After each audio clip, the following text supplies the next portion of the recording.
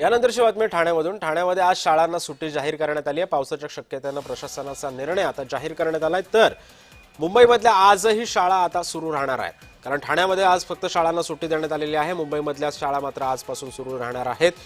पावसाच्या पार्श्वभूमीवरती हा निर्णय घेण्यात आलेला होता, मात्र आता या ठिकाणी आता शाळा सुरू राहणार आहे।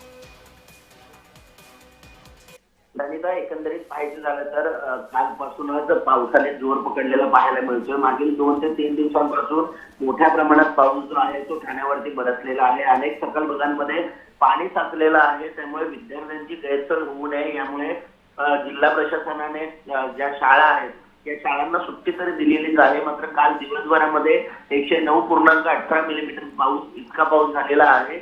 पण पावसाने मुंबई तरी उसंत घेतली असेल काही प्रमाणात, मात्र ठाण्यामध्ये अजूनही पावसाने उसंत घेतलेली नाहीये। पाऊस सतत बरसत आहे, त्यामुळे नागरिकांनी बाहेर पडू नका, विद्यार्थ्यांनी देखील बाहेर पडू नका अशा प्रकारचं आवाहन जे आहे ते ठाणे महापालिका प्रशासन असेल, जिल्हा प्रशासन असेल, त्याचप्रमाणे पोलीस प्रशासनाने देखील केलेलं पाहायला मिळत आहे।